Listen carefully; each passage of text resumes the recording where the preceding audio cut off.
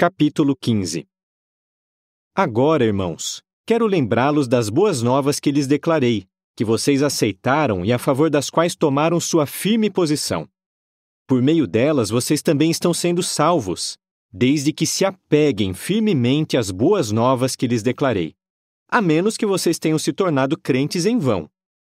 Pois entre as primeiras coisas que lhes transmiti, estava aquilo que também recebi, que Cristo morreu pelos nossos pecados, segundo as Escrituras, que foi sepultado e que foi levantado no terceiro dia, segundo as Escrituras, e que apareceu a Cefas, depois aos 12.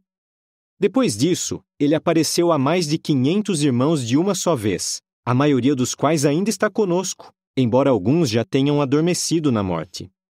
Depois apareceu a Tiago e então a todos os apóstolos. Mas por último de todos, apareceu também a mim, como a alguém nascido prematuramente.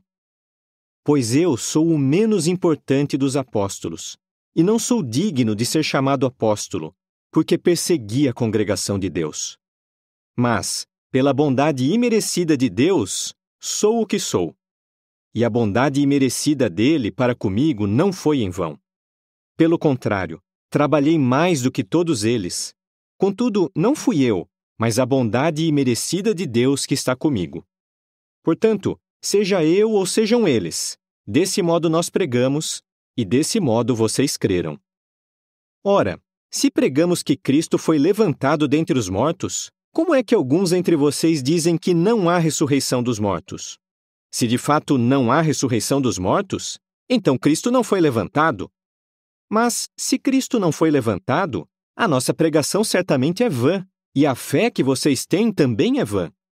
Além disso, acabamos também sendo falsas testemunhas de Deus, porque damos testemunho contra Deus, dizendo que ele levantou o Cristo, a quem ele não levantou, se é verdade que os mortos não serão levantados. Pois, se os mortos não serão levantados, Cristo também não foi levantado. E se Cristo não foi levantado, a fé que vocês têm é inútil. Vocês continuam em seus pecados. Então também os que adormeceram na morte em união com Cristo estão perdidos para sempre. Se somente para esta vida temos esperado em Cristo, somos mais dignos de pena do que qualquer outra pessoa. Mas o fato é que Cristo foi levantado dentre os mortos, sendo as primícias dos que adormeceram na morte. Pois, visto que a morte veio por meio de um homem, a ressurreição dos mortos também vem por meio de um homem. Porque, assim como em Adão todos morrem, assim também em Cristo todos receberão vida. Mas cada um na sua própria ordem. Como primícias, Cristo. Depois os que pertencem a Cristo, durante a sua presença. A seguir, o fim, quando ele entregar o reino ao seu Deus e Pai, depois de ter reduzido a nada todo o governo, toda autoridade e poder. Pois ele tem de reinar até que Deus lhe tenha posto todos os inimigos debaixo dos pés. E o último inimigo a ser reduzido a nada é a morte. Pois Deus lhe sujeitou todas as coisas debaixo dos pés. Mas quando ele diz que todas as coisas foram sujeitas, é claro que isso não inclui aquele que lhe sujeitou todas as coisas. No entanto, quando todas as coisas lhe tiverem sido sujeitas, então o próprio Filho também se sujeitará àquele que lhe sujeitou todas as coisas, para que Deus seja todas as coisas para com todos. Senão, o que farão os que estão sendo batizados com o objetivo de ser mortos? Se os mortos realmente não serão levantados, por que então eles estão sendo batizados com esse objetivo? Porque nós também estamos toda hora em perigo. Eu enfrento a morte diariamente. Isso é tão certo quanto o orgulho que tenho de vocês, irmãos, em Cristo Jesus nosso Senhor. Se, como outros homens, eu lutei com feras em Éfeso, de que me adianta isso? Se os mortos não serão levantados, comamos e bebamos, pois amanhã morreremos. Não se deixem enganar. Más companhias estragam bons hábitos. Recuperem o bom senso, fazendo o que é justo, e não pratiquem o pecado, pois alguns não têm conhecimento de Deus. Estou falando para induzi-los à vergonha. Mas alguém dirá: como é que os mortos serão levantados? Sim, com que tipo de corpo virão? Insensato! Aquilo que você semeia não passa a viver a menos que primeiro morra. E o que você semeia não é o corpo que se desenvolverá, mas apenas um simples grão, seja de trigo, seja de algum outro tipo de semente. Mas Deus dá à semente um corpo conforme lhe agrada, e dá a cada uma delas um corpo próprio. Nem toda a carne é igual, mas existe a carne dos homens, e existe também a carne dos bois, a carne das aves e a dos peixes. E há corpos celestiais e corpos terrenos, mas a glória dos corpos celestiais é de um tipo e a dos corpos terrenos é de outro. A glória do sol é de um tipo, a glória da lua é de outro, e a glória das estrelas é de outro.